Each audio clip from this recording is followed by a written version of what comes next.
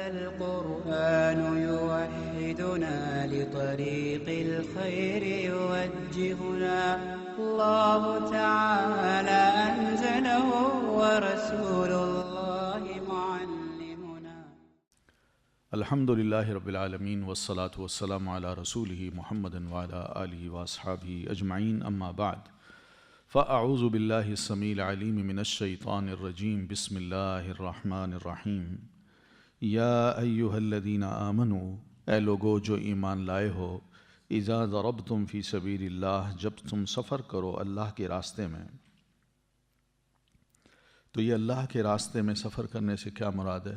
ویسے تم مسافر ہو یا تمہارے اپنے ٹروپس جو ہیں ادھر ادھر کہیں جا رہے ہیں تاکہ تم اپنے مسلمانوں کے علاقوں کو محفوظ رکھ سکو اور دشمن جو ہے نا اس کی طاق میں تم رہو، تو اس طرح اپنے ملک کی نگرانی یا سرحدوں کی نگرانی کے لیے یا کفار سے امن کے لیے تم ادھر ادھر جو آتے جاتے ہو گروپس کی صورت میں، تاکہ کہیں بھی لڑائی کا کوئی موقع بن سکتا ہے۔ یہ بھی ہو سکتا ہے کہ دشمن گھات لگائے بیٹھا ہو اور وہ تم پر اٹیک کر دے، تو اس ساری صورتیں جو ہے نا نیت بنتی ہے پھر یہی کہ ہم فی سبیل اللہ اب نکل رہے ہیں۔ تو فی سبیل اللہ جب نکلو تم تو پھر وہاں پر ایک کام یہ کیا کرو کہ فتبینوا، تو تحقیق کر لیا کرو۔ مراد یہ ہے کہ سفر میں کوئی بھی تمہیں ملے تو اس کے بارے میں یہ تحقیق کر لو کہ مسلمان ہے یا غیر مسلم ہے۔ کہیں ایسا نہ ہو کہ تم مسلمان کو غیر مسلم سمجھ کے اس پر زیادتی کر بیٹھو۔ تو اس لیے کوئی بھی بدلہ لینا ہو یا خطرہ ہو تمہیں یا احساس ہو، محسوس ہو یا شک ہو، تو باہر صورت تم نے اس فرد کے بارے میں تحقیق کرنی ہے کہ یہ فرد مسلمان ہے یا غیر مسلم ہے۔ تو یہ تحقیق کا دوسرا مطلب یہ کہ سفر میں تو ویسے ہی ضرور کرنی ہے، اور ویسے گھر میں ہو تب بھی، اپنے علاقے میں ہو تب بھی، کسی بھی غیر مسلم کو اگر دیکھو یا مسلمان کو جس کو تم نہیں جانتے، تو اس کے بارے میں فوراً یہ فیصلہ نہ کرو کہ یہ کافر ہے، یہ غیر مسلم ہے، اس کو پکڑو۔ تو وَلَا تَقُولُوا، اور نہ تم کہو لمن القا الیکم السلام، اس کے لیے جو ڈالے طرف تمہارے سلام کو، یعنی جو تمہیں سلام کرے۔ کوئی اکیلا آدمی تمہارا ٹرپ جا رہا ہے اور راستے میں کوئی تمہیں اکیلا آدمی مل گیا ہے اور وہ تمہیں سلام کرتا ہے، کہتا ہے السلام علیکم ورحمۃ اللہ، تو تم اس کو یہ نہ کہو لست مومنا، تم مومن تو نہیں ہو، تم کیسے مسلمان ہو بھائی، تم تو ہمیں دھوکہ دے رہے ہو، تم تو ہمیں یعنی دکھا رہے ہو کہ جان بچانے کے لیے کہ میں مسلمان ہوں۔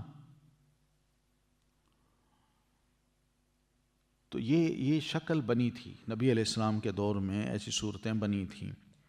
مسلمان ادھر ادھر یہ ٹرپس جاتے تو راستے میں کوئی مل جاتا جس کو یہ نہیں جانتے تھے اور وہ سلام کرتا، تو یہ ان کے دل میں شاید یہ بات آتی کہ یہ دکھا رہا ہے، یہ پلانٹڈ بندہ ہے، یہ بھیجا گیا ہے۔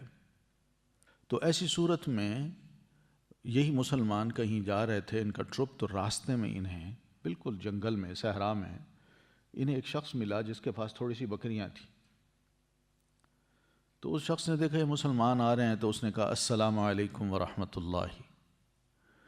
تو انہوں نے کہا تم کہاں سے مسلمان ہو بھائی، تم تو دھوکہ دے رہے ہو ہمیں۔ انہوں نے پکڑا، اس کو قتل کر دیا، اور پھر اس کے بعد اس کی بکریاں ہانک کے مدینہ لے آئے۔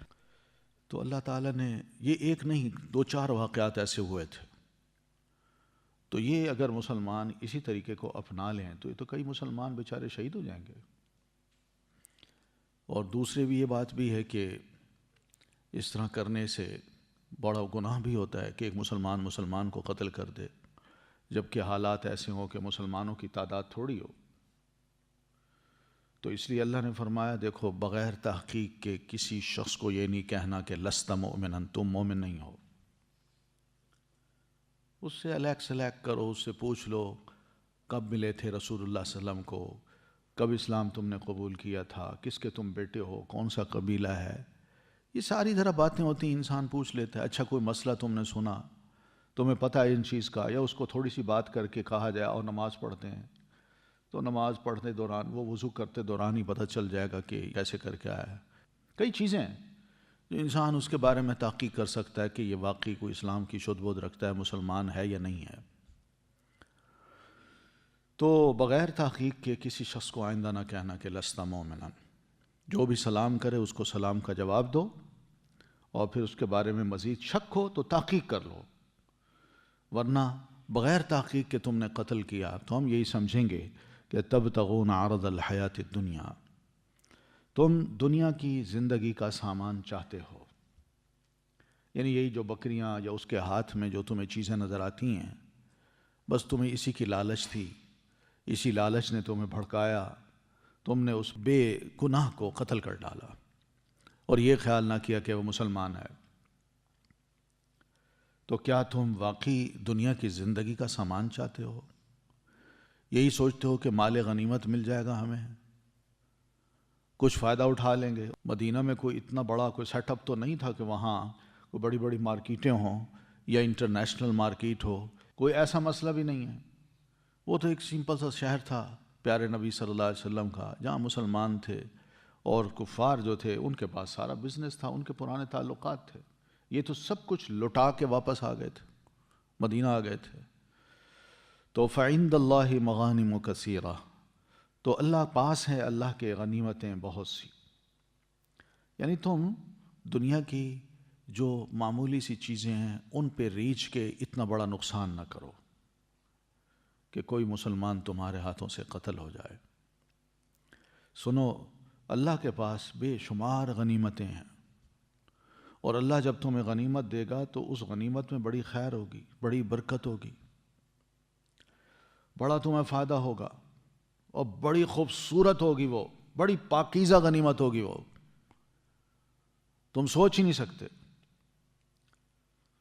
تو بس اتنا کرو کہ رسول تمہیں جو کہتا جائے تم اس کی اطاعت کرتے جاؤ، پھر دیکھو تمہیں غنیمتیں ملتی ہیں کہ نہیں۔ ورنہ کذالک کنتم، اسی طرح تھے تم، من قبل، اس سے پہلے، یعنی ان لوگوں کو قتل کرنے سے پہلے تم خود اپنے بارے میں سوچو۔ آج تم مسلمان ہو، کل تم کیا تھے؟ آج یہ اکیلے ہیں جو تمہیں ملے اور تم نے ان کو قتل کر دیا۔ تمہارا قریب کا ماضی یہ بتا رہا ہے کہ کوئی وقت تھا جب تم مکہ میں اکیلے ہوتے تھے، تمہیں کفار پکڑتے تھے، مارتے تھے، ظلم کرتے تھے، زیادتی کرتے تھے، اور حتیٰ کہ بعض تمہارے ساتھیوں کو انہوں نے قتل بھی کیا۔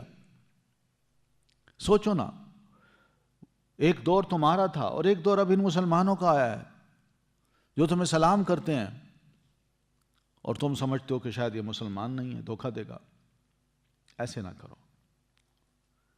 یا اس کا مطلب ہے کذالک کنتم من قبل، جس طرح ایک مسلمان کو کافر سمجھ کے تم قتل کرتے ہو، تمہاری نظروں میں وہ کافر ہوتا ہے، تم بھی مدینہ آنے سے پہلے مکہ میں نبی علیہ الصلاۃ والتسلیم کے ہوتے ہوئے بھی مسلمان نہیں ہوئے تھے۔ اللہ نے تمہیں ہدایت دی، تم مسلمان ہوئے، ورنہ تم بھی کافر تھے۔ فمن اللہ علیکم، تو احسان کیا اللہ تعالیٰ نے تم پر، یعنی تمہیں اسلام کی راہ دکھا دی، تم مومن بن گئے۔ فتبینوا، تو ایمان کی برکتیں اب تمہیں نظر آ رہی ہیں، لہذا دھیان کرو، بھائی ہو سکتا ہے تمہارا، اس کو قتل نہ کرنا۔ فتبینوا، اس کے بارے میں اچھی طرح تحقیق کر لینا۔ ان اللہ کان بما تعملون خبیرا، بے شک اللہ ہے اس کی جو تم عمل کرتے ہو خوب خبر رکھنے والا۔ یہ بھی یاد رکھو، تم جو کچھ بھی کرو گے اللہ پوری طرح باخبر ہوگا، تمہارے ایک ایک عمل کے بارے میں بھی اور تمہاری نیتوں کے بارے میں بھی۔ کوئی شے اللہ سے تمہاری چھپ نہیں سکتی۔ لا یستوی القاعدون، نہیں برابر ہو سکتے جو بیٹھنے والے ہیں، من المؤمنین، مومنوں میں سے۔ اب یہاں ان آیات میں ان مجاہدین کی فضیلت بتائی ہے جو گھروں سے نکلتے ہیں اور فی سبیل اللہ جا کے میدان جنگ میں جہاد کرتے ہیں، ان کی فضیلت کن پر بتائیے؟ ان مسلمانوں پر جو گھروں میں بیٹھے ہیں اور لڑائی کے لیے نہیں جاتے۔ ٹھیک ہے، اب اس پوری آیت کو سمجھنا ہو تو بیچ میں یہ غیر اولی الضرر کے جو الفاظ ہیں یہ ذرا یوں سمجھی ہم نے اٹھا لی ہیں۔ اب دیکھیں، نہیں برابر ہو سکتے جو بیٹھنے والے ہیں اہل ایمان میں سے، ٹھیک ہے، والمجاہدون، اور جو جہاد کرنے والے ہیں فی سبیل اللہ، اللہ کے راستے میں، باموالہم وانفسہم، ساتھ اپنے مالوں کے اور ساتھ اپنی جانوں کے۔ ٹھیک ہے، جو جہاد کے لیے نکلتا ہے اپنے مال کو بھی لے جاتا ہے، گھوڑا، تلوار، زیرہ اور بھی بہت کچھ، اور پھر اس کے بعد اپنی جان کو بھی لے جاتا ہے اور میدان جنگ میں دشمن کے دو بدو کھڑے ہو کے لڑتا ہے۔ یہ بندہ اور وہ بندہ جو گھر میں بیٹھا ہوا ہے لیکن ہے مومن، اللہ فرماتے ہیں یہ دونوں برابر نہیں ہو سکتے۔ برابر کا کیا مطلب ہے؟ یعنی ثواب کے اعتبار سے، فضیلت کے اعتبار سے اللہ کے نزدیک ان کے درجات مختلف ہیں۔ نبی صلی اللہ علیہ وسلم نے جب یہ آیت اتری تو سیدنا زید ابن ثابت رضی اللہ تعالیٰ عنہ ان کو بلایا اور انہیں کہا کہ زید قلم، دوات، کاغذ لے آؤ۔ تو وہ لائے، کیونکہ آپ صلی اللہ علیہ وسلم پر جب وحی نازل ہوتی تھی تو آپ کے کچھ کاتب ہوتے تھے، کاتب وحی جن کو کہتے ہیں، تو جو بھی میسر ہوتا، قریب ہوتا، آپ اس کو بلا لیتے۔ تو زید نظر آئے تو آپ نے فرمایا زید لے آؤ قلم، کاغذ۔ تو آئے تو نبی علیہ السلام نے فرمایا یہ آیت لکھو جو ابھی اتری ہے مجھ پر۔ تو یہ آیت آپ نے پڑھی تو آپ کے پیچھے عبداللہ ابن ام مکتوم رضی اللہ تعالیٰ عنہ جو نابینا صحابی تھے وہ کھڑے تھے۔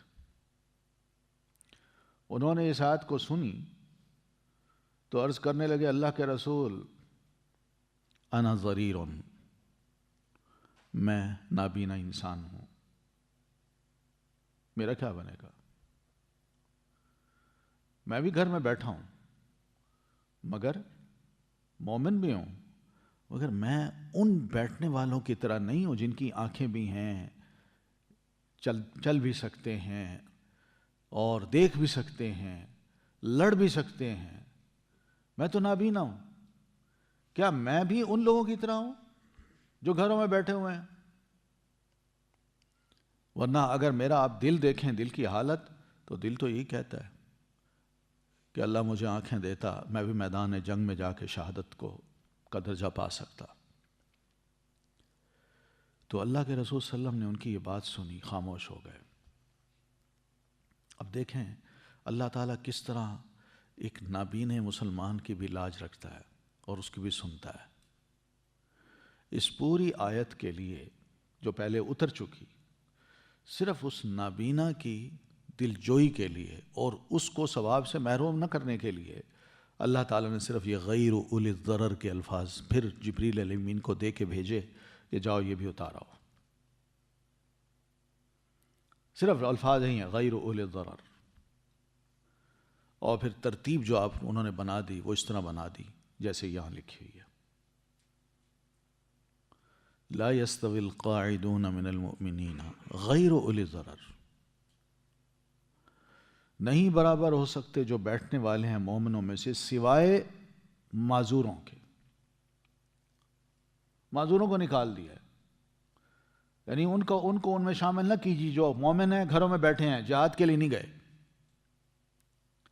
تو یہ معذور کون ہو سکتے ہیں؟ اندھا ہو سکتا ہے، لنگڑا ہو سکتا ہے، پھر اس طرح بیمار ہو سکتا ہے۔ تو ایسے لوگوں کو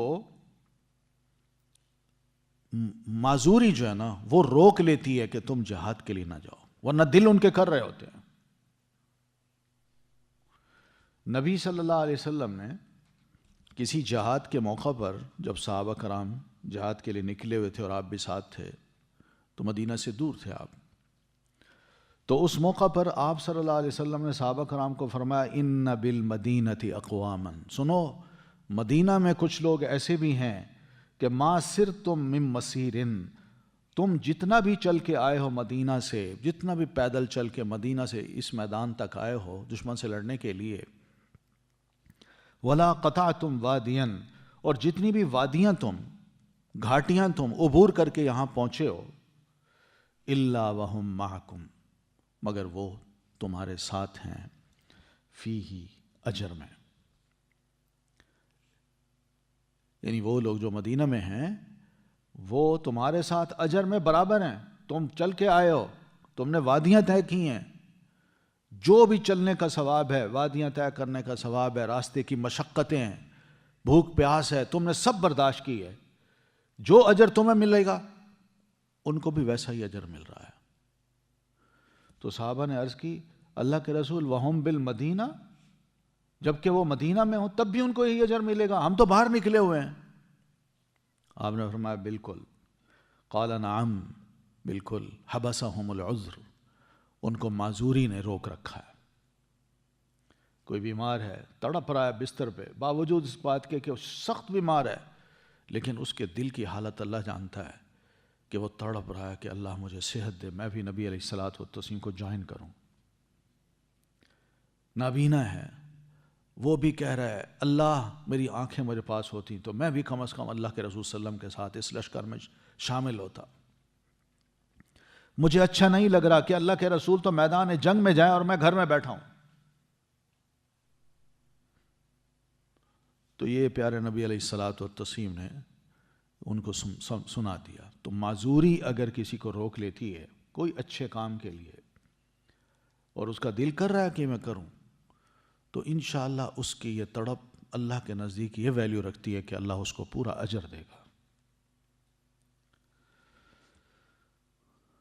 فضل اللہ المجاہدین، فضیلت دی اللہ نے جہاد کرنے والوں کو، باموالہم وانفسہم، ساتھ اپنے مالوں کے اور ساتھ اپنی جانوں کے، علی القاعدین، بیٹھنے والوں پر، درجہ میں، یعنی جو گھروں میں بیٹھے ہوئے ہیں، ٹھیک ہے، جو گھروں میں بیٹھے ہوئے ہیں، چاہے وہ معذوری کی وجہ سے بیٹھے ہیں یا پھر کسی عذر کی وجہ سے بیٹھے ہوئے ہیں، معذوری کی وجہ سے بیٹھے ہوئے ہیں، یا پھر ویسے ہی بیٹھ گئے ہیں جی ہمیں کیا ضرورت ہے جانے کی، ابھی تو کافی فوج ہے نبی علیہ السلام کے ساتھ، اگر ضرورت ہوئی تو ہم چلے جائیں گے، یا ہمارے لیے یہ مجبوریاں ہیں. تو اللہ فرماتے ہیں میں نے ایسے لوگوں کو جو جہاد کے لیے میدان جنگ میں جاتے ہیں ان کو ایک درجے کے اعتبار سے فضیلت دے رکھی ہے، ایک درجہ ان کا ان پر بلند ہے. کیونکہ ایک تو یہ کہ وہ بنفسی ہی اپنی ذات سمیت میدان جنگ میں موجود ہیں، وہ جہاد لڑ رہے ہیں، یہ وجہ ہے جس کی وجہ سے ان کا لیول تھوڑا سا ہائی ہے، ورنہ باقیوں میں، ایمان میں اور کیا نام ہے اطاعت میں، وہ سب برابر ہیں، ثواب میں سب برابر ہیں. وَكُلًّا وَعَدَ اللَّهُ الْحُسْنَى، اور ہر ایک سے وعدہ کر رکھا ہے اللہ نے اچھائی کا یا اچھا.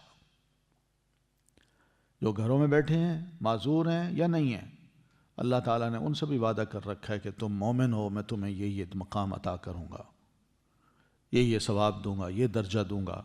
اور جو میدان جنگ میں گئے ہیں ان سے بھی اللہ نے وعدہ کر رکھا ہے کہ تمہارے لیے یہ اعلیٰ مقام ہے. کُلًّا وَعَدَ اللَّهُ الْحُسْنَى، ہر ایک کو اللہ تعالیٰ نے بڑا اچھا وعدہ کر رکھا ہے. وَفَضَّلَ اللَّهُ الْمُجَاهِدِينَ، اور فضیلت دی اللہ نے مجاہدین کو، جہاد کرنے والوں کو، علی القاعدین، بیٹھنے والوں پر، اجراً عظیما، اجر کی بہت بڑے. ٹھیک ہے نا، جو بنفسی ہی اپنی جان اپنے مال کے ساتھ میدان جنگ میں جاتا ہے، لڑتا ہے، بہرحال اس کو اللہ نے بڑے اجر کا وعدہ کر رکھا ہے. درجات منہ، درجات ہیں اس کی طرف سے، اللہ کی طرف سے، یعنی ان سب مومنوں کے لیے. اب یہ درجے کیسے ہیں؟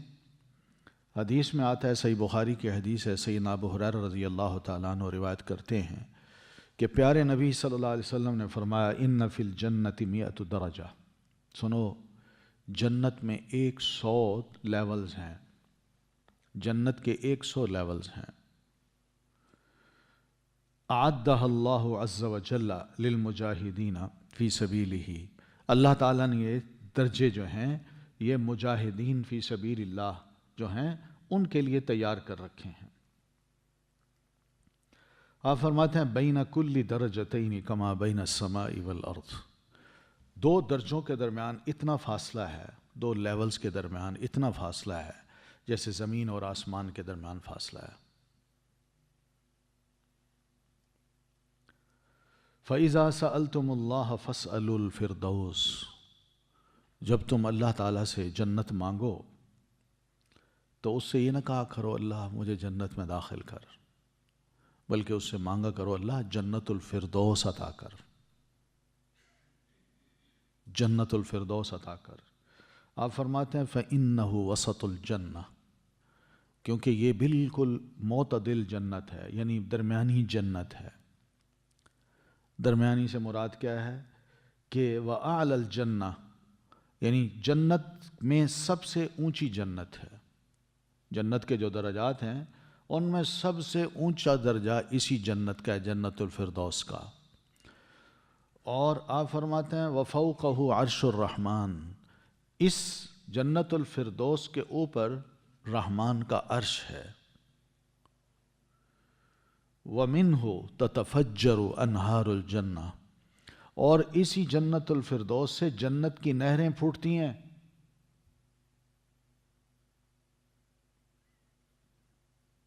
سمجھ آ گئی؟ یعنی دیکھیے عرش رحمان کا، اس کے نیچے کیا ہے؟ جنت الفردوس ہے، یہ سب سے اعلیٰ ہے، اور پھر اس کے نیچے کر کے جنت کے اور درجے ہیں، تو اس طرح یہ درمیان میں بھی آ گئی نا۔ فَإِنَّهُ وَسَطُ الْجَنَّةِ، یہ جنت درمیان میں بھی ہے، عرش کے اور دوسری جنتوں کے درمیان ہے، اور یہ سب سے اونچی جنت ہے، اعلیٰ مقام ہے جنت کا۔ تو درجات منہ، مختلف درجے ہیں اللہ کی طرف سے جنت کے ایسے مجاہد، ایسے مومنوں کے لیے۔ پھر وہ مغفرتن، اور بخشش ہے، بخشش بھی ایسی کہ اللہ سب گناہوں پہ پردہ ڈال دے گا۔ وہ رحمتن، اور رحمت ہے، اس کی مہربانی ہے، احسان ہے کہ ایسے بندوں کو اللہ تعالیٰ مومنوں کو تھوڑے سے اجر پہ اتنا بڑا اجر دے رہا ہے، یہ اس کی رحمت ہے۔ وَكَانَ اللَّهُ غَفُورًا رَحِيمًا، اور ہے اللہ بہت بخشنے والا، نہایت رحم کرنے والا۔ یہاں پر جو بات قابل غور ہے ہم سب کے لیے وہ یہ ہے کہ ہمارے ہاں بھی کچھ شخصیات ہوتی ہیں، کچھ گروہ ہوتے ہیں، ان گروہوں کی اور شخصیات کی جو فضیلتیں ہیں ہم بیان کرتے ہیں، کسی کو بڑھا چڑھا دیتے ہیں اور کسی کو گھٹا دیتے ہیں۔ قرآن مجید میں اللہ تعالیٰ نے مسلمانوں کا، مومنوں کا ذکر کیا ہے، ان کے دو لیولز بتائے ہیں۔ لیولز تو بہت ہیں، درجاتن کی بات کی ہے، لیولز تو بہت ہیں، مگر یہ بتایا ہے کہ جو مجاہد فی سبیل اللہ ہے اس کا درجہ بڑا اونچا ہے۔ تو کسی بھی شخصیت کو ہم نے اگر پیش کرنا ہے تو اس کی فضیلت کا ہمیں علم ہونا چاہیے، حقیقی علم ہونا چاہیے۔ یہ یاد رکھیے، محض سنی سنائی باتوں پہ ہم اس کو اتنا نہ بڑھائیں چڑھائیں کہ جس کا وہ حقدار ہی نہ ہو، اور اسی طرح سنی سنائی باتوں پہ کسی کو اتنا بھی نہ گرا دیں کہ جس کا وہ حقدار نہ ہو۔ ہمارے ہاں یہ اعتدال نہیں ہے۔ اللہ تعالیٰ نے یہاں دونوں گروہوں کے بارے میں ہمیں بتا دیا ہے، میں نے ان کو ان پر اس لیے فضیلت عطا کی ہے کہ یہ جہاد کے لیے نکلتے ہیں، اپنی جان کو لے کے، اپنے مال کو لے کے، اور نیت ان کی کیا ہے؟ فی سبیل اللہ۔ یہ ہے وہ تعارف جو اللہ تعالیٰ نے پہلے کروایا ہے، اور اس وجہ سے کہا کہ ان کا درجہ ان کے درجے سے بلند ہے جو گھروں میں بیٹھے ہیں مومن مگر گھروں میں بیٹھے ہیں۔ اور نبی علیہ السلام نے بھی اپنی ارشاد میں فرمایا جو میں نے حدیث آپ کو سنائی ہے۔ تو اس لیے یہ ذرا محتاط رویہ ہمارا ہونا چاہیے۔ پھر اسی طرح سیدنا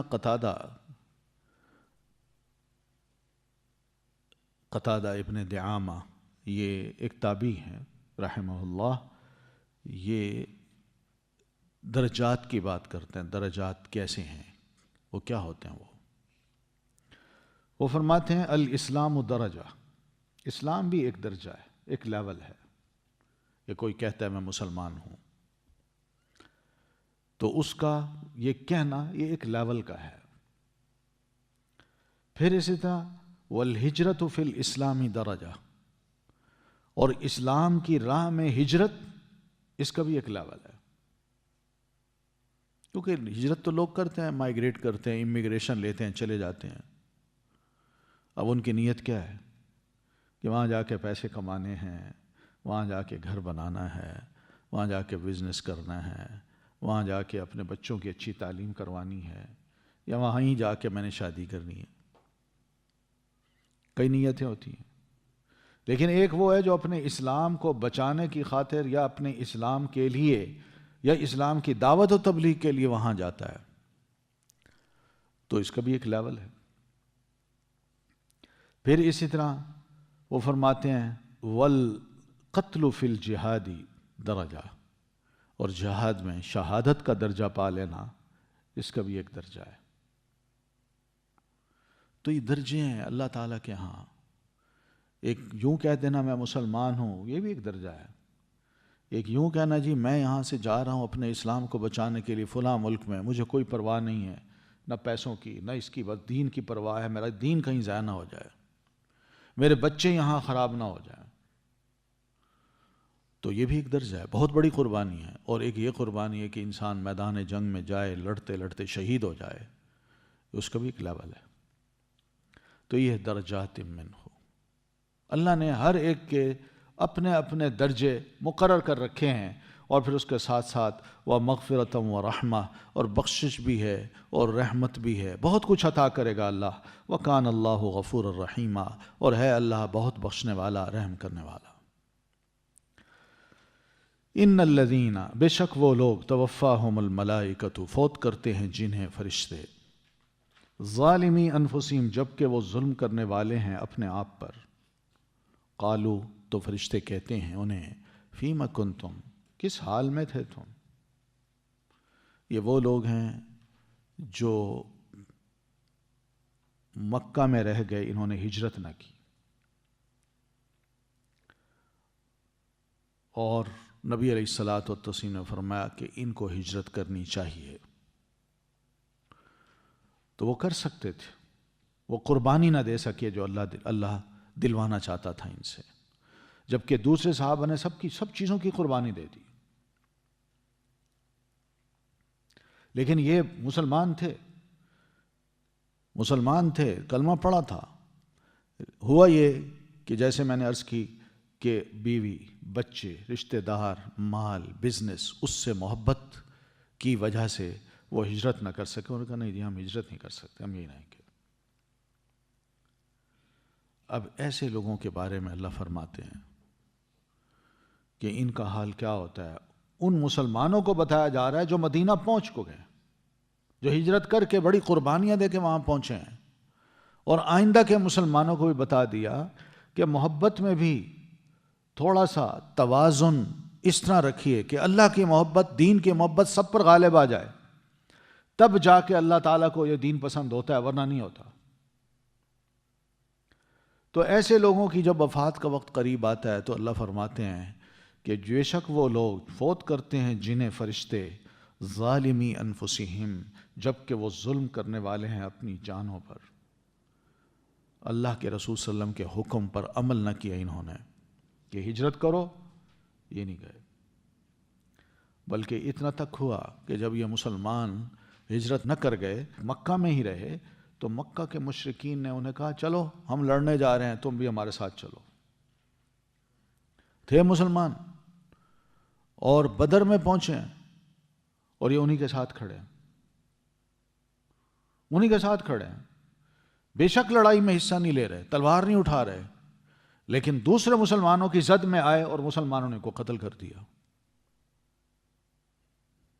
اب کون جانے بھئی تم مسلمان ہو کہ نہیں، تم تو مشرکوں کی فوج کے ساتھ کھڑے ہو.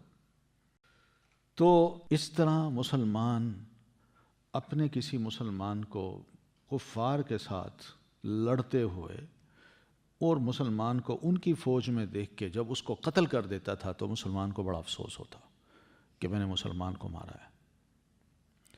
تو اس مسلمان کا بھی دل رکھا ہے اللہ تعالیٰ نے، اور ان کا انجام بھی بتایا کہ دیکھیے کتنا برا انجام ہوتا ہے ان لوگوں کا.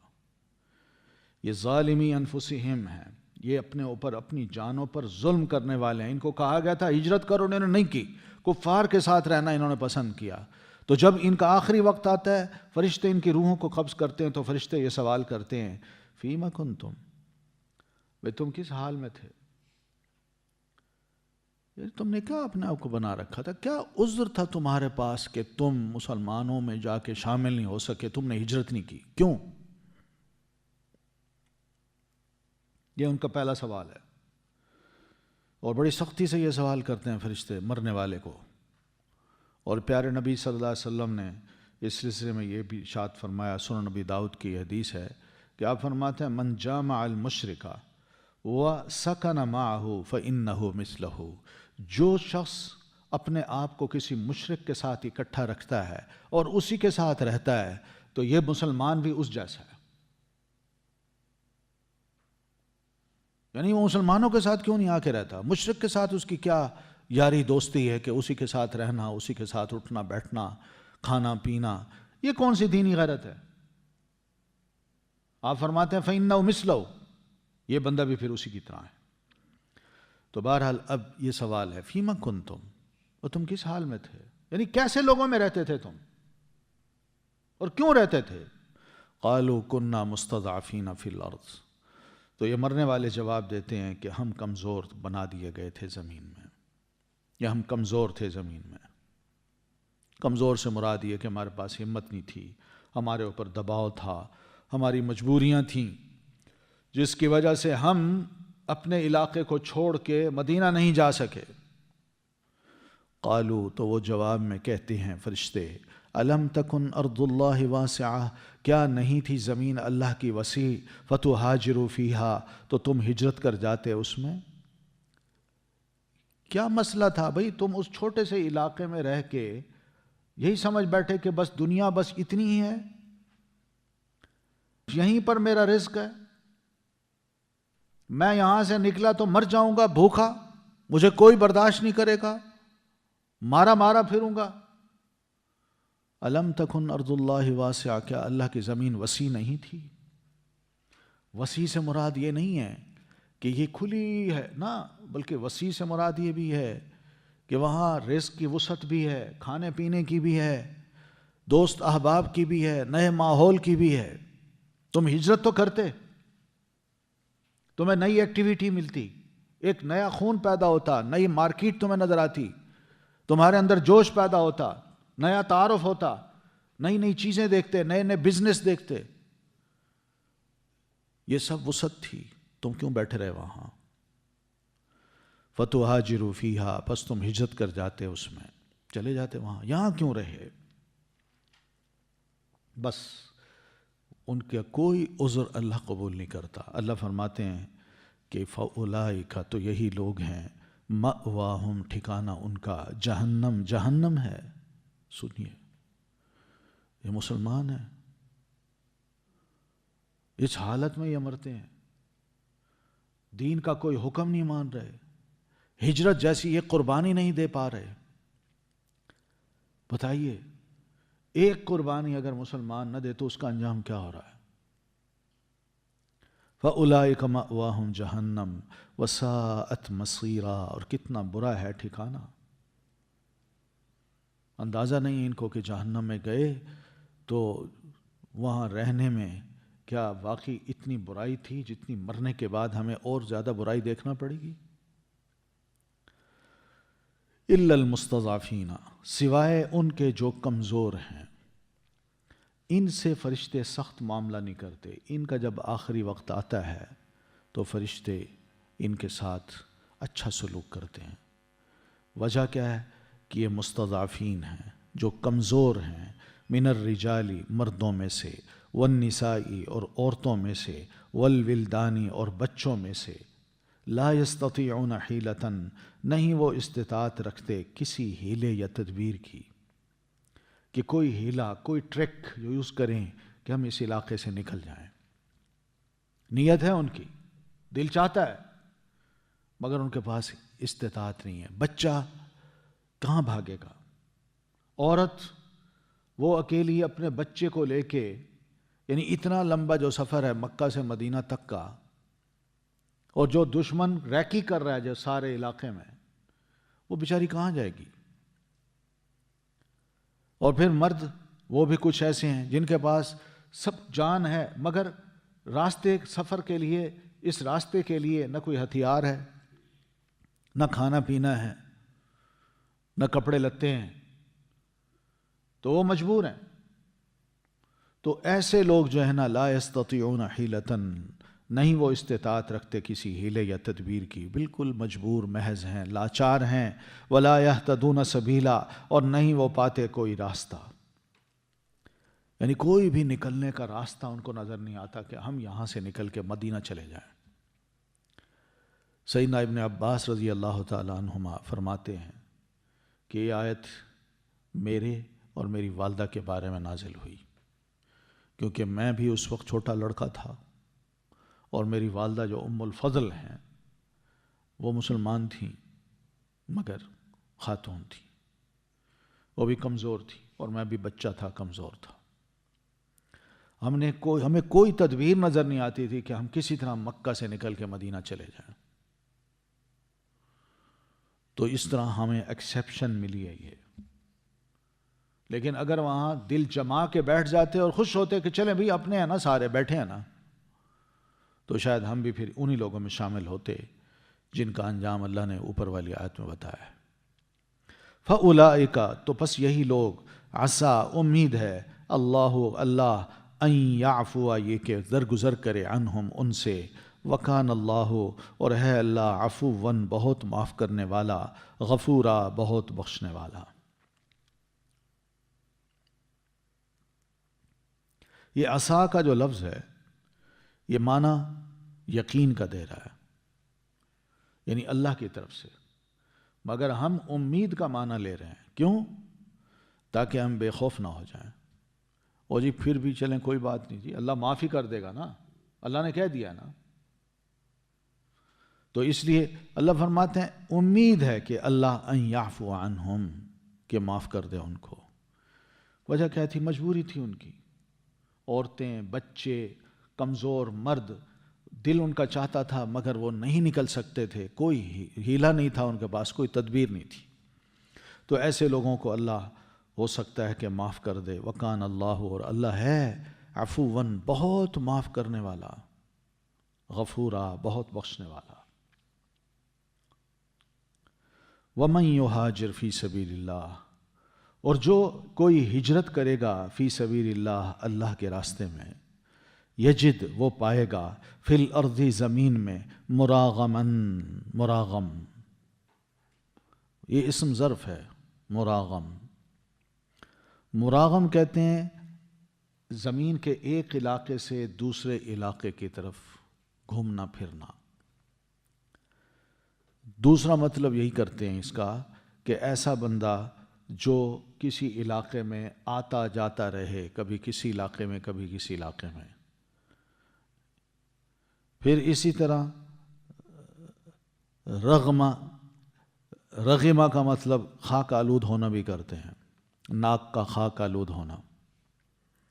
تو یہاں مراغمن کا مطلب ہے کہ جب بندہ ایک علاقے سے نکل کے، دشمنوں کے علاقے سے نکل کے امن کے علاقے میں آتا ہے تو دشمن کی ناک خاک آلود ہو جاتی ہے۔ وہ اس لیے کہ وہ ہجرت کے بعد جس جگہ جاتا ہے وہاں اسے ایک تو سکون ملتا ہے، دشمن اس کے ہوتے نہیں، ایک نیا علاقہ ہوتا ہے، یا تو دارالایمان ہوتا ہے کہ ایمان والے مسلمانوں کے علاقے میں آ گیا، اور جو کفر کا علاقہ تھا اس کو چھوڑ دیا، اب کافر اس مسلمان کا کچھ نہیں بگاڑ سکتے۔ اس وجہ سے بھی اس کو مراغم کہتے ہیں۔ تو اللہ تعالیٰ فرماتے ہیں کہ جو شخص فی سبیل اللہ ہجرت کرے گا اپنے علاقے کو چھوڑ کر، دین کو بچانے کے لیے اپنی اولاد کے مستقبل کو بچانے کے لیے، یعنی وہ مسلمان رہیں، وہ اپنے علاقے کو چھوڑ کے کسی ایسے علاقے کی طرف جاتا ہے جہاں اس کو یقین ہے کہ میں وہاں آرام سے رہ لوں گا، امن سے رہوں گا، میرا ایمان بھی محفوظ رہے گا اور میں آزادی سے اپنے دین پر عمل بھی کر سکتا ہوں، نہ صرف کر سکتا ہوں بلکہ دوسروں کو دعوت بھی دے سکتا ہوں، تو اللہ فرماتے ہیں یجد فی الارض مراغما، وہ پائے گا زمین میں جائے پناہ، کثیرن بہت سی، وسعتن اور وسعت بھی پائے گا۔ اب یہ ہجرت کے فائدے اللہ نے بتائے ہیں کہ نیت اگر یہ ہو کہ میں فی سبیل اللہ ہجرت کر رہا ہوں تو اللہ فرماتے ہیں زمین میں جس علاقے میں بھی وہ جائے گا نا، ایک تو یہ کہ اس کو جائے پناہ مل جائے گی، وہاں رہنے لگ جائے گا، رہائش مل جائے گی، اور رہائش بھی کیسی؟ پناہ کی جگہ بس کثیرہ، بہت سی۔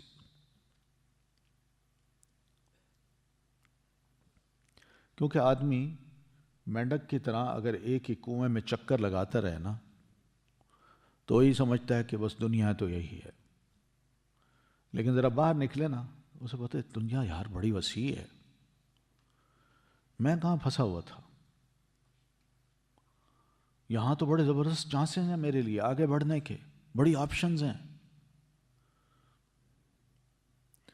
یہی میں اشارہ کر چکا ہوں کہ انسان جب ہجرت کر کے نئے علاقے میں جاتا ہے تو پہلا فائدہ اس کو یہ ہوتا ہے کہ نئے علاقے میں گیا تو بس ایک اس کے اندر ایک ارج سی پیدا ہوتی ہے، یار نیا علاقہ ہے، میں اس کو پہچانوں، یہاں کیا ہوتا ہے، کس قسم کے لوگ ہیں، کیا سسٹم ہے یہاں کا، زبان کون سی ہے۔ پھر اسی سسٹم میں جب وہ آہستہ آہستہ اپنے آپ کو رکھنا شروع کرتا ہے تو لوگوں سے تعارف ہوتا ہے، ہر بندہ نئے آنے والے کو ویلکم کہتا ہے، کیونکہ نیا تعارف ہو رہا ہے نا، ہر ایک سے نیا تعارف ہو رہا ہے، اور نئے آنے والے کو ویلکم کے ساتھ اس کو یہ بھی بتاتے ہیں، راہیں دکھاتے ہیں کہ آپ کو گراسری کرنی ہے تو مارکیٹ ادھر ہے، فلاں شاپنگ کرنی ہے تو مارکیٹ ادھر ہے، بزنس کرنا ہے تو مارکیٹ ادھر ہے، یا یہ مارکیٹ میں اس وقت بزنس ہو رہے ہیں، اس کے یہ چانسز ہیں۔ تو یہ راہیں بھی ملتی ہیں، نئے لوگ بڑے مخلص مشورے دیتے ہیں نئے بندے کو، مخلصانہ، اور پھر اسی مشورے میں وہ جب سٹیپ رکھتا ہے، قدم رکھتا ہے، تو انسان کو مارکیٹ کے اندر بہت سے ایسے لوگ بھی ملنا شروع ہو جاتے ہیں کہ جو اس کو نظر آتا ہے کہ بھئی یہ اس کام میں لگا ہوا ہے، وہ اس کام میں، یہاں یہ کام بھی ہے، یہ بھی ہے، یہ مزید تو بے شمار کام ہے،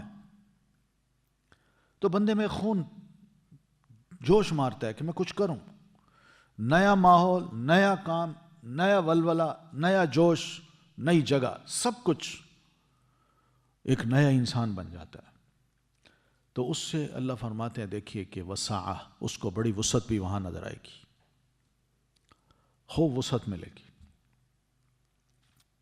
اس لیے ہم اکثر و بیشتر دیکھتے ہیں نا کہ ہماری اکثریت باہر نکلنے کی کوشش کر رہی ہوتی ہے، ہم باہر نکل جائیں، اس کے پیچھے ایک چیز یہ بھی ہوتی ہے کہ یہاں کیا ہے، وہاں بہت کچھ ہے، مہنگے سے مہنگا ویزا لیا چلا گیا، چاہے وہ کنٹینر میں بھر کے ہی لے جائیں، بند کر کے لے جائیں،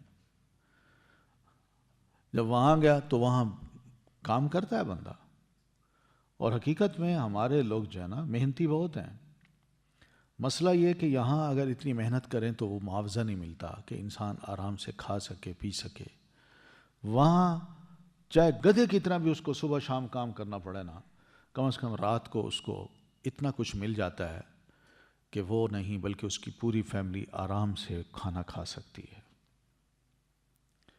اور سیو بھی کر سکتی ہے۔ پھر یہ بھی ہے کہ اگر اللہ نے ذرا تھوڑی سی اس کی اور آمدنی بڑھا دی ہے تو وہ اپنے استطاعت کے مطابق وہ کھانا بھی کھا سکتا ہے جو اس ملک کا پرائم منسٹر کھاتا ہے، کھا سکتا ہے وہ۔ یہ ہے وسعت ملتی ہے، انسان کو فائدہ ضرور ہوتا ہے، لیکن اپنے دین کا سودا نہ کرے۔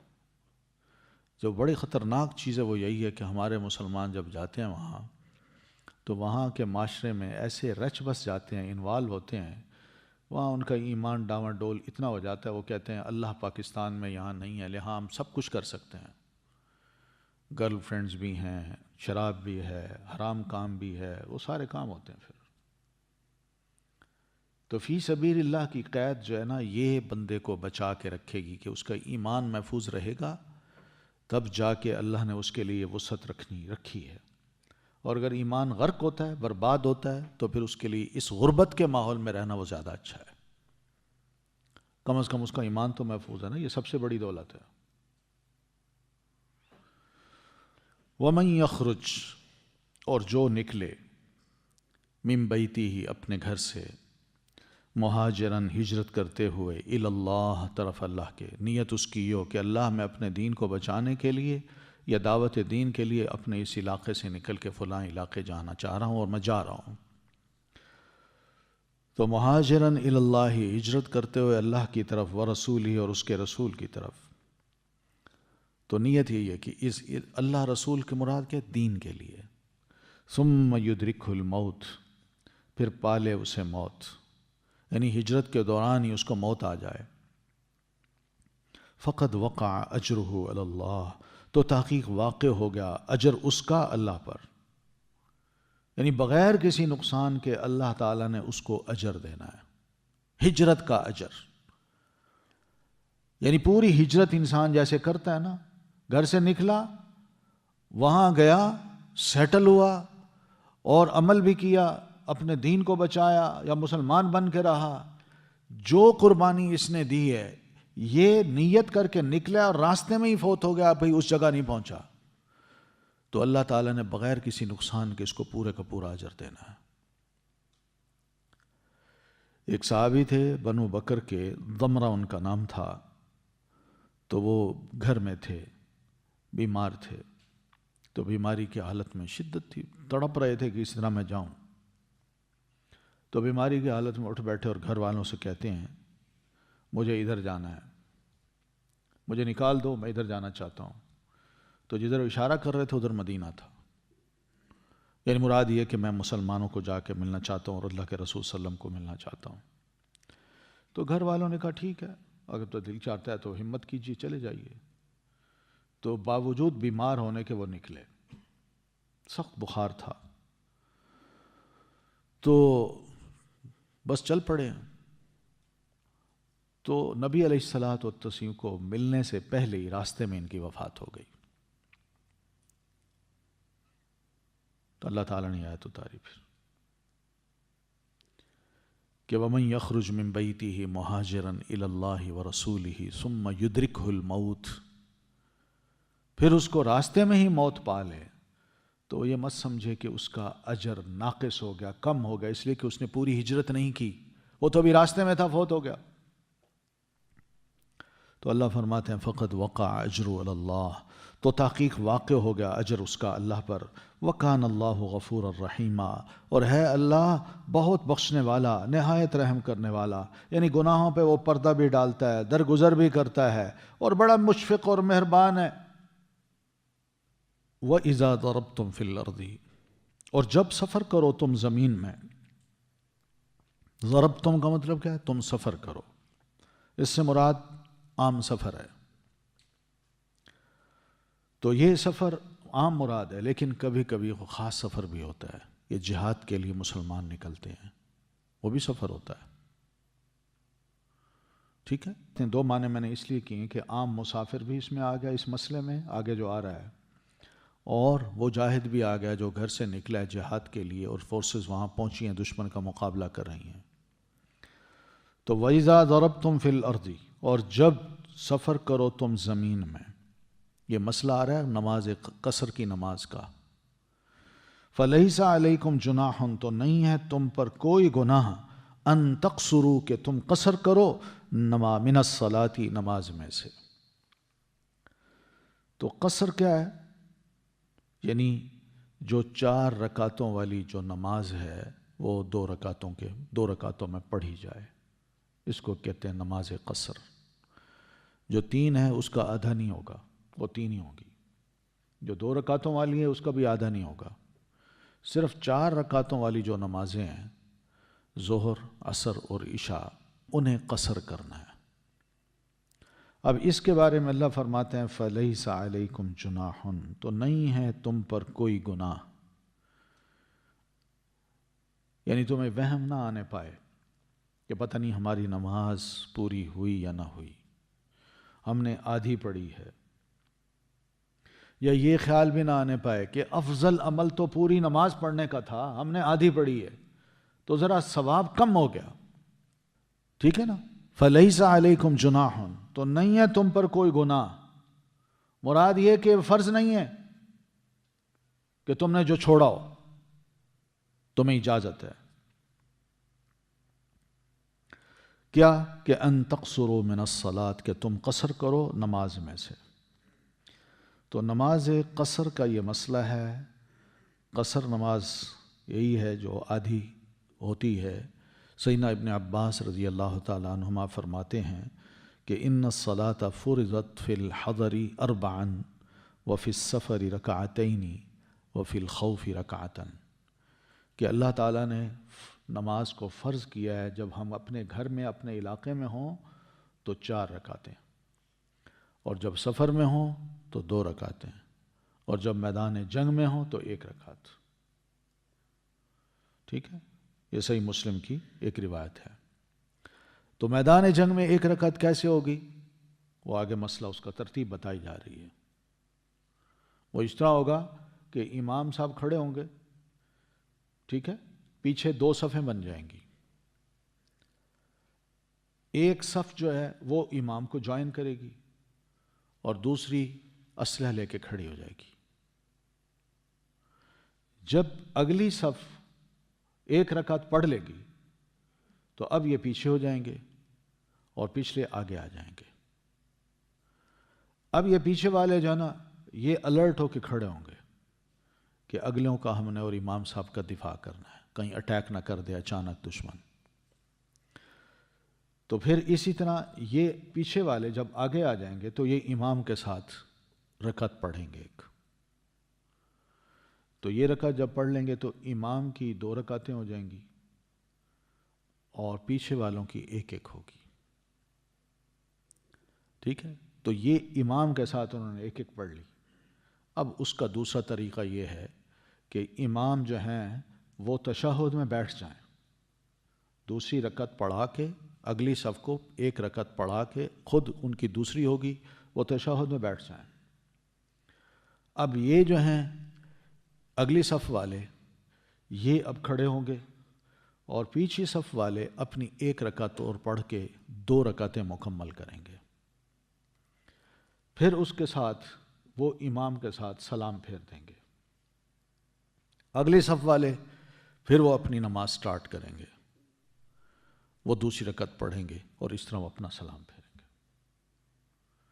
تو اس کی بہرحال کافی ساری ترکیبیں ہیں جو قرآن مجید کی آیت سے علماء نے لی ہیں، وہ میں انشاءاللہ ابھی بتاتا ہوں۔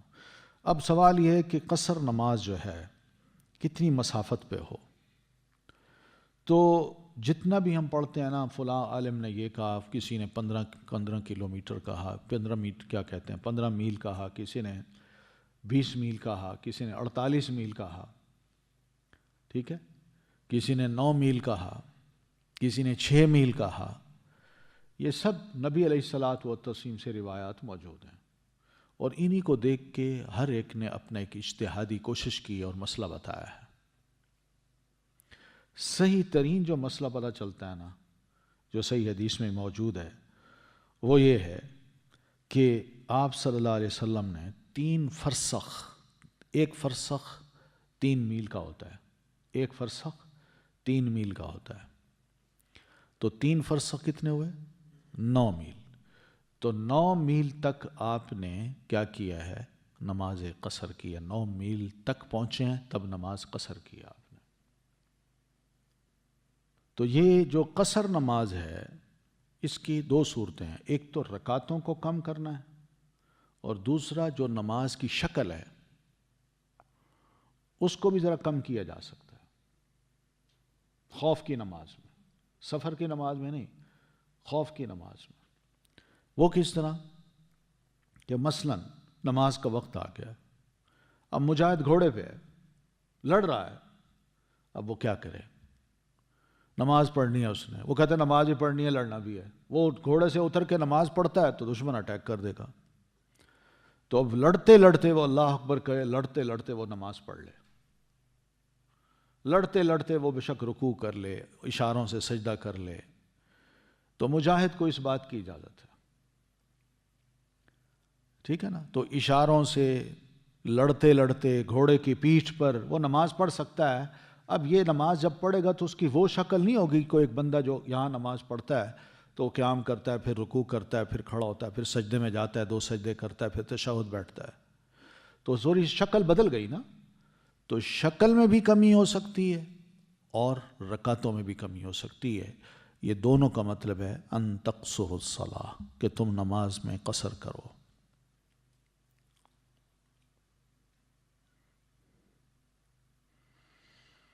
ٹھیک ہے؟ تو اب مسئلہ یہ ہے کہ یہ صرف فرض نمازیں جو 4 رکعت کی میں بار بار کہہ رہا ہوں اس میں قصر کرنا ہے، ورنہ نبی علیہ الصلاۃ والتسلیم نے سفر میں سنتیں نہیں پڑھی، آپ نے جو 4 رکعتوں والی نماز تھی اسے 2 رکعتیں پڑھ کے بس آپ نے سلام پھیرا اور چل دیے، سنتیں نہیں پڑھی۔ ہاں اتنا ضرور آتا ہے کہ حدیث میں کہ آپ صلی اللہ علیہ وسلم نے سفر میں ہمیشہ وتر بھی پڑھے ہیں اور فجر کی جو 2 سنتیں ہیں وہ بھی پڑھی ہیں، ان کو آپ نے نہیں چھوڑا۔ ٹھیک؟ پھر مسئلہ یہ ہے کہ آیت تو بتا رہی ہے کہ میدان جنگ میں یعنی نماز خوف جو ہے، نماز خوف قصر اس میں کرنا چاہیے۔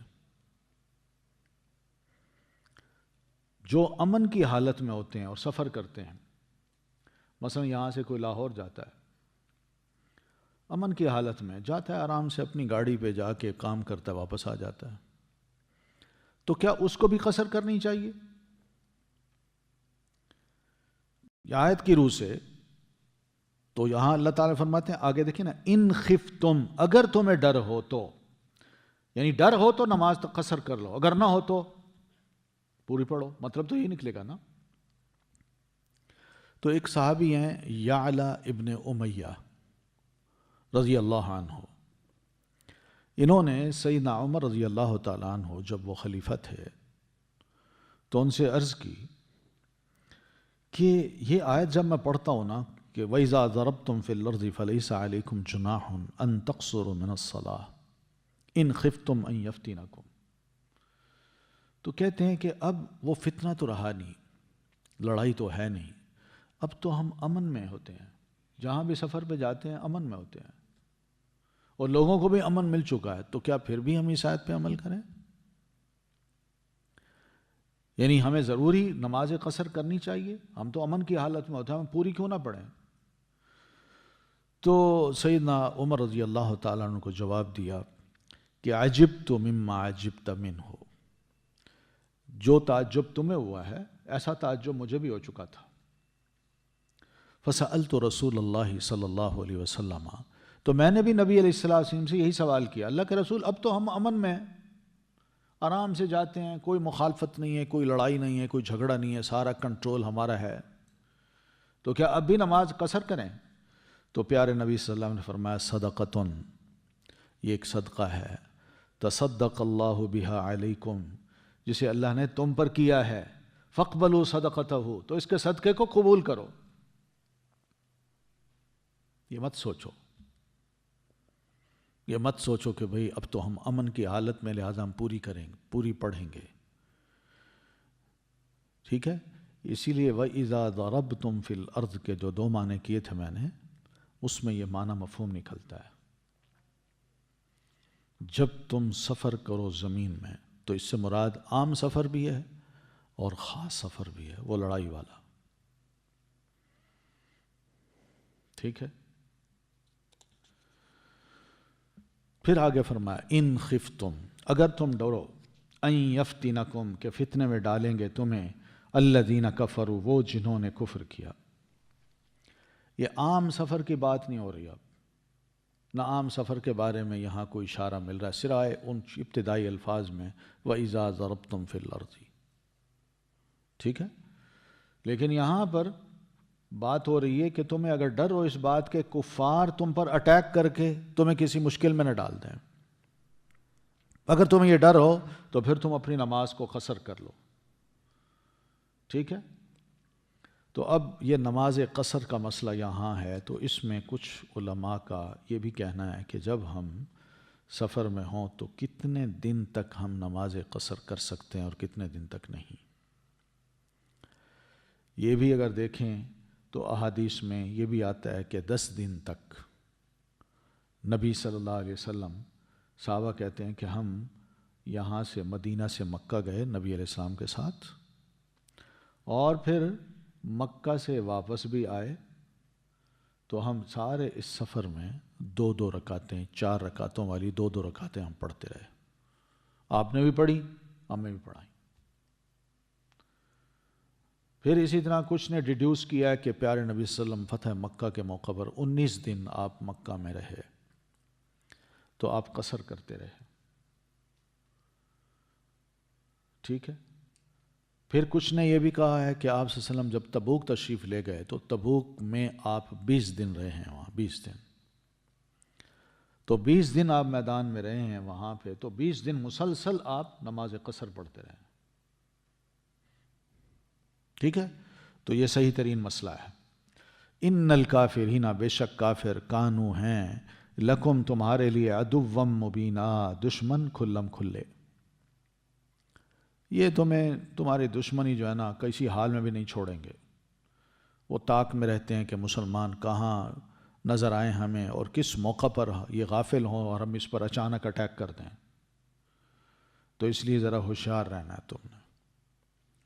وَإِذَا كُنْتَ فِيهِمْ، اور جب ہوں آپ اللہ کے رسول ان میں، یعنی ان مسلمانوں میں، میدان جنگ میں آپ موجود ہوں، یعنی مسلمان موجود ہوں اور ان کے امام بھی موجود ہوں، اور پھر یہ خطرہ بھی ہو کہ نماز کا وقت آ گیا، تو اقامت کہہ دی گئی ہے اور مجاہدین آپ کے پیچھے نماز پڑھنا چاہتے ہیں، صفیں بن گئی ہیں، آپ آگے ہیں اور نماز پڑھا رہے ہیں یا پڑھانا چاہتے ہیں، تو اس پڑھانے سے پہلے آپ اس کا طریقہ ہم سے سن لیں کہ آپ نے کس طرح پڑھانی ہے.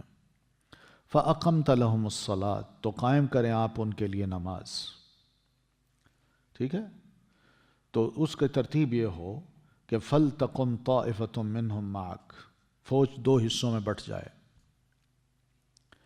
ایک گروہ، فَلْتَقُمْ تو چاہیے کہ کھڑی ہو، طَائِفَةٌ ایک جماعت، مِّنْهُمْ ان مجاہدین میں سے، مَعَكَ آپ کے ساتھ، وہ آپ کے ساتھ کھڑی ہو کے پیچھے صف بنا کے آپ ان کی اقامت، آپ تکبیر کہیں، آپ کے پیچھے وہ نماز شروع کر دیں. لیکن وَلْيَأْخُذُوا أَسْلِحَتَهُمْ، یہ نمازی جو ہیں آپ کے پیچھے جو کھڑے ہوں گے وہ اپنے اسلحہ کو لے کے کھڑے ہوں.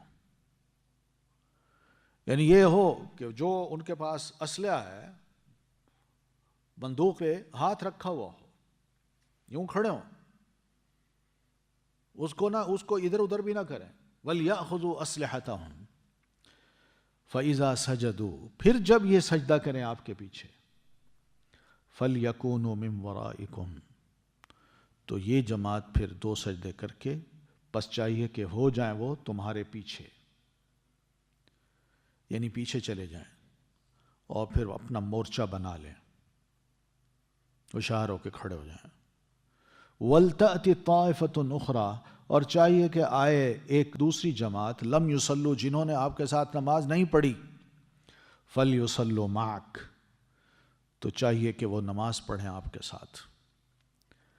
اب 1 رکعت پہلے پڑھ کے لوگ پیچھے ہو گئے تھے، اب دوسری جماعت آ گئی تو یہ اب 1 رکعت امام کے ساتھ پڑھے گی، تو امام کی کتنی ہو جائیں گی؟ 2، اور ان کی 1. وَلْيَأْخُذُوا حِذْرَهُمْ، اور چاہیے کہ وہ پکڑے رہیں بچاؤ اپنا، محتاط رہیں کہ دشمن ارد گرد ہے، کسی بھی وقت اچانک حملہ کر سکتا ہے.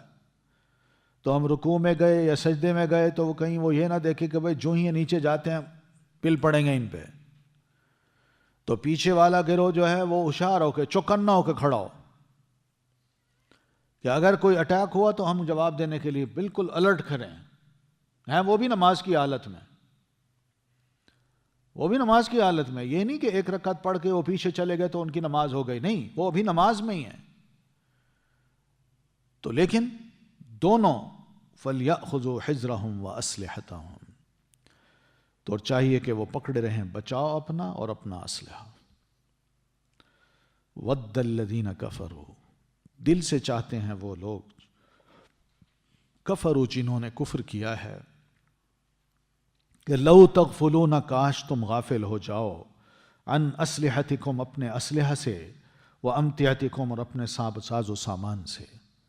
یعنی وہ بس یہی دیکھنا چاہتے ہیں کہ تم کس وقت اپنے اسلحے کو ذرا ادھر ادھر کرتے ہو اور کسی اور کام میں تم مصروف ہو جاتے ہو، تاکہ تمہیں اپنے اسلحے تک پہنچنے کا وقت ہی نہ ملے اور اسی دوران وہ تم پر اٹیک کر دیں۔ فَيَمِيلُونَ عَلَيْكُمْ مَيْلَةً وَاحِدَةً، تو وہ حملہ کر دیں تم پر حملہ کرنا ایک ہی بار۔ وہ تو اسی طاق میں رہتے ہیں کہ ذرا تھوڑی سی غفلت تو ہو، تو اچانک جائیں، اٹیک کریں، واپس آ جائیں۔ تو اس لیے ایک معمولی سی آنکھ جو ہے نا، وہ بھی نیند نہیں آنی چاہیے، ہوشیار کھڑے ہونا چاہیے۔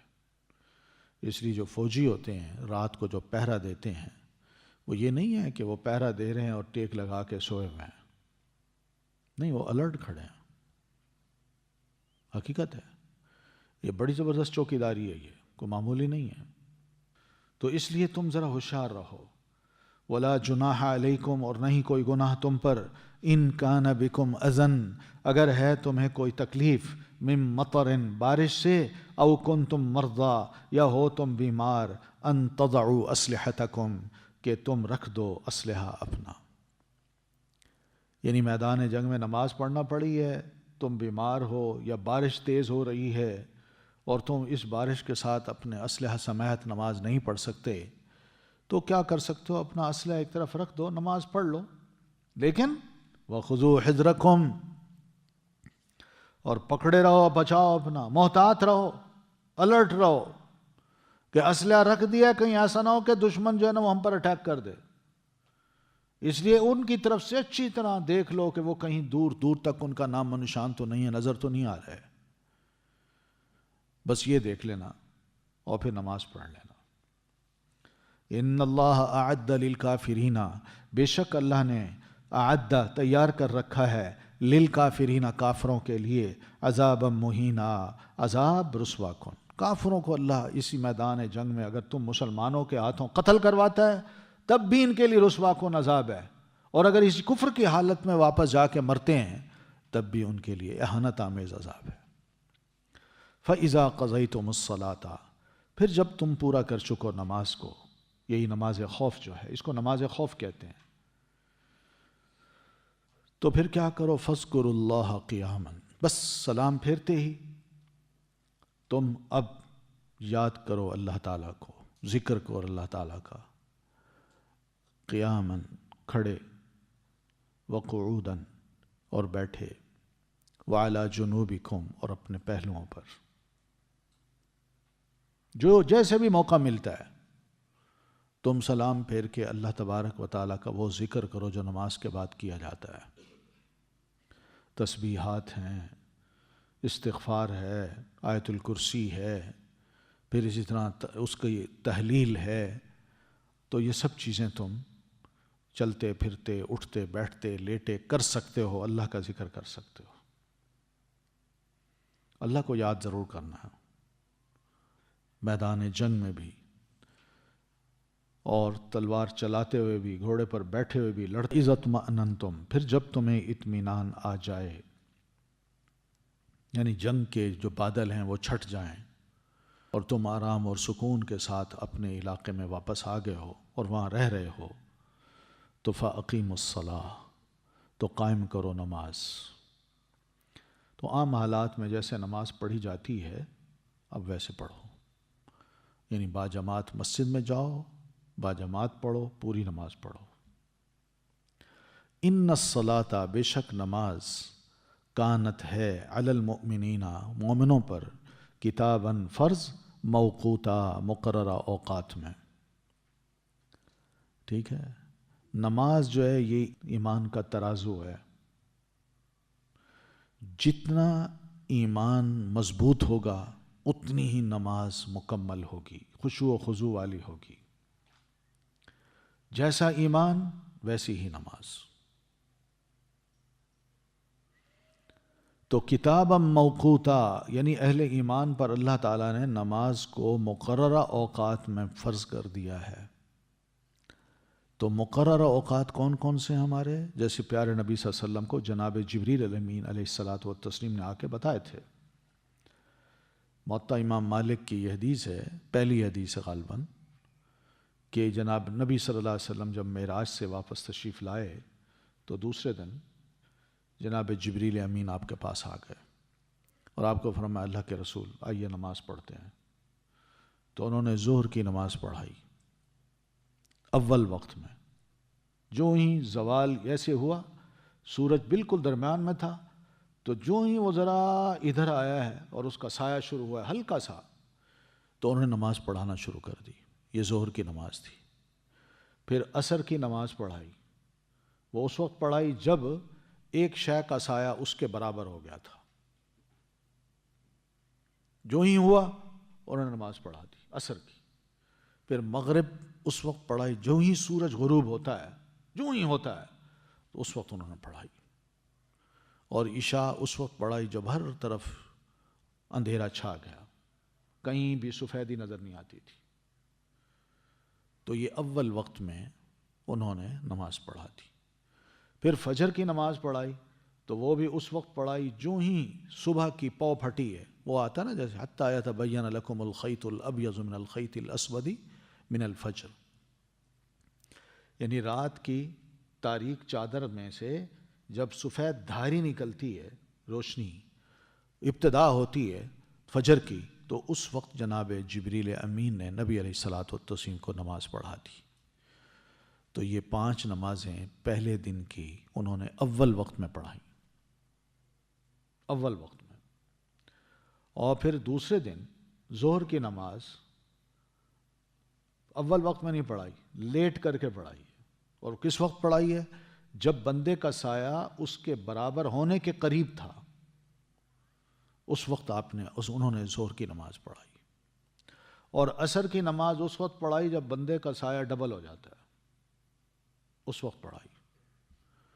اور مغرب کی نماز اس وقت پڑھائی جب سورج اچھی طرح غروب ہو گیا اور آہستہ آہستہ ہر جگہ پہ نا ذرا تھوڑی سی سیاہی چھا گئی اور ہلکی ہلکی روشنی، بلکہ ذرا تھوڑی سی روشنی باقی تھی. اور عشاء جو ہے وہ رات کی آدھی رات گزر گئی، آدھی رات تک جا کے نماز پڑھائی عشاء کی. اور فجر کی نماز پڑھائی جب روشنی ہو چکی تھی، روشنی ہو چکی تھی، فجر کی نماز اس وقت پڑھائی. تو یعنی دوسری دن کی نمازیں آخری وقت میں پڑھائیں اور پہلے دن کی نمازیں اول وقت میں پڑھائیں.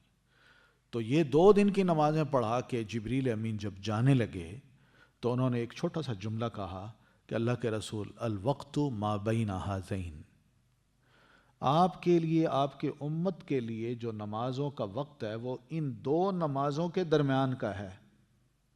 یعنی پہلے دن کی نماز اور دوسرے دن کی نماز، ان دونوں نمازوں کے درمیان کا جو وقت ہے، اس وقت اگر نماز وہ پڑھ لیں گے تو وقت پہ نماز ادا کر لیں گے. ٹھیک ہے؟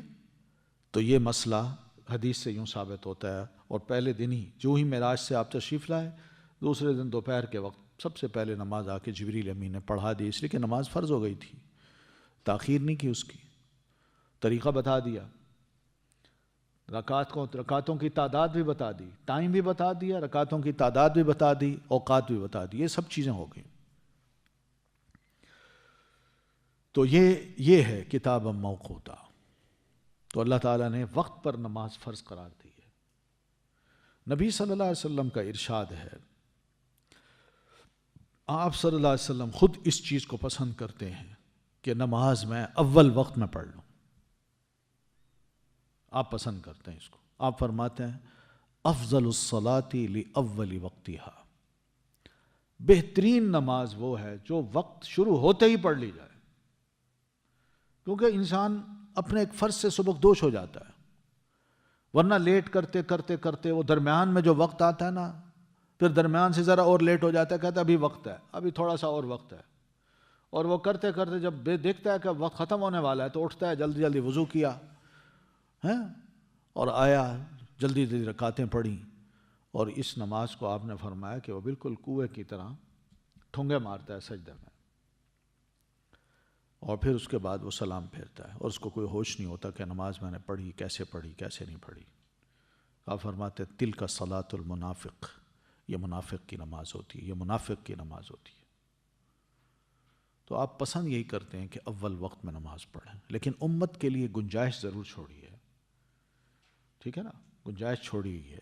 اس لیے ہمارے ہاں یہ جو فجر کی اذانیں جو ہوتی رہتی ہیں نا، کتنی دیر تک ہوتی رہتی ہیں؟ آدھا گھنٹہ تو ہوتی رہتی ہے نا، ہاں، سوائے رمضان کے۔ رمضان میں اول وقت پہ سب کی اذانیں ہوتی ہیں، لیکن باقی دنوں میں ایک اذان ہوگی، پھر دوسروں کی شروع ہوتی ہے، وہ ختم ہوتی ہے، پھر اس طرح اور ہوتی ہے، پھر وہ ختم ہوتی ہے اور ہوتی ہے، کوئی 15-20 منٹ تک بلکہ زیادہ منٹ تک یہ اذانیں ہوتی رہتی ہیں۔ تو اس کا یہ مطلب نہیں کہ ہم کہیں یار یہ غلط ہے، نہیں، گنجائش ہے، شریعت نے کچھ نہ کچھ گنجائش رکھی ہے، ٹھیک ہے نا۔ بندہ بہرحال کوشش یہی کرے کہ اول وقت میں نماز پڑھ لے، لیکن اس گنجائش کا وہ انکار نہ کرے کہ یہ غلط ہو رہا ہے، نہ، یہ ٹھیک ہے، کوئی مسئلہ نہیں۔ جبکہ یہاں موقوت کا مطلب وقت پر پڑھنی ہے، ہر نماز اپنے وقت پہ پڑھنی ہے، ٹھیک ہے۔ تو یہ ہے کتاب موقوتا، اگر وقت پہ پڑھیں گے تو نماز ہوگی، ورنہ نہیں ہوتی۔ وَلَا تَهِنُوا فِي ابْتِغَاءِ الْقَوْمِ، اور نہ تم کمزوری دکھاؤ تلاش میں القومی، دشمن قوم کی۔ مراد یہ ہے کہ دشمن تمہارے تعاقب میں رہتا ہے، تم بھی اس کے مقابلے میں تعاقب دکھاؤ، پیچھا کرو اس کو پتہ ہو کہ تم بھی الرٹ ہو، ہمارے پیچھے مسلمان لگے ہوئے ہیں، جہاں کہیں بھی اب انہوں نے دیکھا تو ہماری خیر نہیں ہے۔ وَلَا تَهِنُوا، اور نہ تم کمزوری دکھاؤ، یعنی دشمن کے تعاقب میں، اس کا پیچھا کرنے میں کمزور نہ ہونا، دور دور تک ان کا تم نے پیچھا کرنا ہے، چھوڑنا نہیں ہے ان کو۔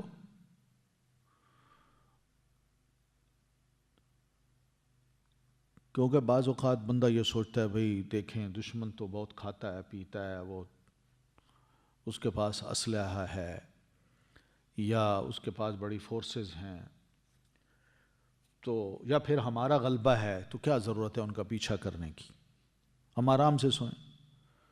اللہ فرماتا ہے نا، وَلَا تَهِنُوا فِي ابْتِغَاءِ الْقَوْمِ، دشمن کی تلاش میں تم نے کوئی سستی نہیں دکھانی، کمزوری نہیں دکھانی، الرٹ رہنا ہے، دور دور تک ان کا پیچھا کرنا ہے، کیونکہ جو ہی تم کمزور ہوئے تمہارا دل کمزور ہو جائے گا، تم اپنی ہمت ہار بیٹھو گے، جو جوش اور جذبہ تمہارا کمزور پڑ جائے گا، اور تمہاری اس کمزوری کا علم جو ہی دشمن کو ہوا تو وہ ہوشیار ہو کے پھر تمہارے اوپر اٹیک کرے گا۔ اس لیے ہوشیار رہنا، دشمن کے مقابلے ہمیشہ چست اور چالاک رہو۔ ان تکونوا تعلمون، اگر ہو تم تکلیف اٹھاتے، تعلمون علم سے ہے، علیم عذاب علیم، ٹھڑا نا، علم کہتے ہیں درد کو، اگر تم تکلیف اٹھاتے ہو، فإنہم، تو بے شک وہ بھی، یعلمون، تکلیف اٹھاتے ہیں، کما تعلمون، جیسا کہ تم تکلیف اٹھاتے ہو۔ تمہیں ٹریولنگ کرنا پڑتی ہے، پیچھا کرنا پڑتا ہے، تو تم سوچو کس بنیاد پہ پیچھا کر رہے ہو، لیکن وہ بھی تمہارا پیچھا کرتے ہیں، راتوں کو جاگتے ہیں، اور ٹھنڈ، سردی، گرمی، طوفان، کسی کی پرواہ نہیں کرتے وہ، اور پھر جس طرح وہ اپنی فیملی سے الگ ہیں اور بڑی مشکل حالات میں وہ ہیں، وہ ان تمام اذیتوں کو کفر کے لیے برداشت کر رہے ہیں، تو تم تو سوچو نا، تمہیں بھی تکلیف ہو رہی ہے، مگر تمہاری تکلیف دین کی راہ میں ہے۔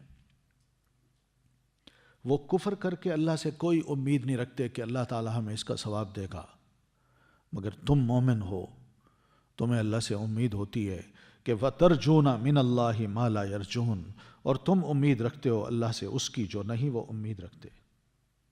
تمہیں امید ہوتی ہے کہ ہم یہ کام کر رہے ہیں، اللہ انشاءاللہ ہمیں نجات دے دے گا، تم مومن ہو، پورا اجر تمہیں ملنا ہے، تمہیں پورے ثواب اور اجر کی بڑی امید ہوتی ہے، مگر ان کو کچھ نہیں ہوتی۔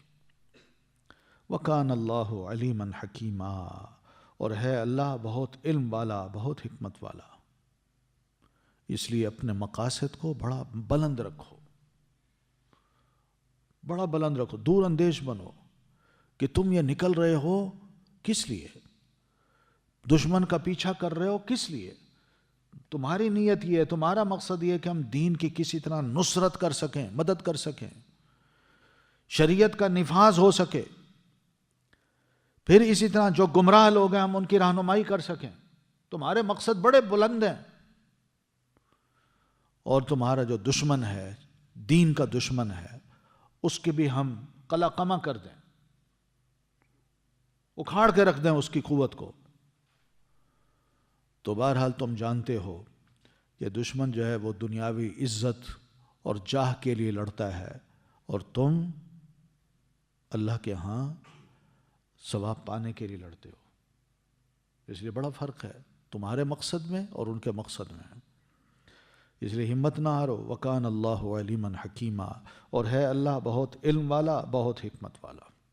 اللہ کو پتہ ہے، وہ سب کچھ جانتا ہے۔ سبحانک اللہم وبحمدک، اشہد ان لا الہ الا انت، استغفرک واتوب الیک۔